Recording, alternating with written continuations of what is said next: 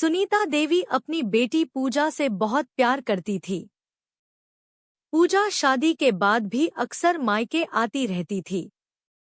घर में उनकी बहू कविता भी थी जो पिछले 5 सालों से पूरे परिवार की देखभाल कर रही थी। लेकिन सुनीता देवी के व्यवहार में एक फर्क साफ दिखाई देता था। अगर पूजा देर तक सोती तो वे कहती, कोई बात नहीं, बेटी थक गई होगी। लेकिन अगर कविता देर से उठती तो ताना मिलता, बहुओं को इतना आराम शोभा नहीं देता। अगर पूजा से खाना खराब बन जाता तो वे हंसकर कहती, अरे सीख जाएगी धीरे धीरे। लेकिन कविता की छोटी सी गलती पर भी उन्हें गुस्सा आ जाता। कविता सब कुछ चुपचाप सह लेती। एक दिन पूजा अपने बच्चों के साथ मायके आई हुई थी। सुबह चाय पीते समय पूजा ने देखा कि उसकी माँ फिर कविता को डांट रही हैं। इतनी सी बात भी ध्यान नहीं रहती तुमसे? कविता चुपचाप सिर झुकाकर खड़ी रही। पूजा को यह अच्छा नहीं लगा। उसने धीरे से कहा, माँ, गलती तो मुझसे भी होती है। सुनीता देवी बोली, तू मेरी बेटी है, तेरी बात अलग है। पूजा चुप हो गई, लेकिन उसके मन में यह बात बैठ गई। अगले दिन पूजा के बेटे ने खेलते खेलते ड्राइंग रूम में पानी गिरा दिया। सुनीता देवी ने तुरंत कहा, कोई बात नहीं, बच्चा है। थोड़ी देर बाद कविता की बेटी से गलती से एक गिलास टूट गया।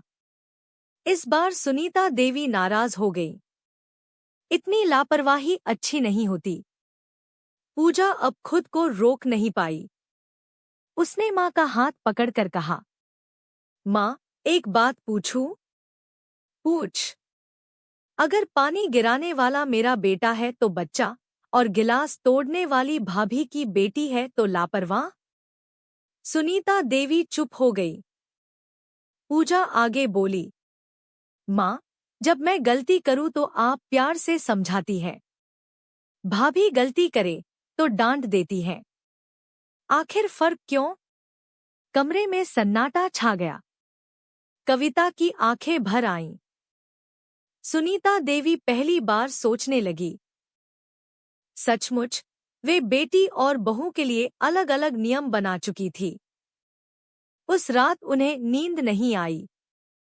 उन्हें याद आने लगा कि कितनी बार उन्होंने बिना वजह कविता को डांटा था। अगली सुबह उन्होंने कविता को अपने पास बुलाया। कविता घबरा कर आ गई। सुनीता देवी ने उसका हाथ पकड़ लिया। बहू, मुझे माफ कर देना। कविता हैरान रह गई। माँ जी, आप ऐसा क्यों कह रही हैं? सुनीता देवी की आंखें नम थी। क्योंकि मैं तुझे बहू समझती रही, बेटी नहीं।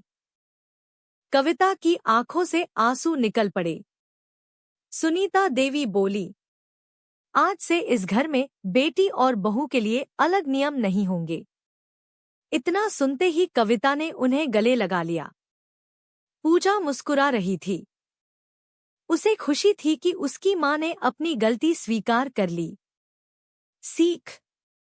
जब घर में बेटी और बहू को एक समान सम्मान मिलता है, तभी परिवार में सच्ची खुशी और अपनापन आता है।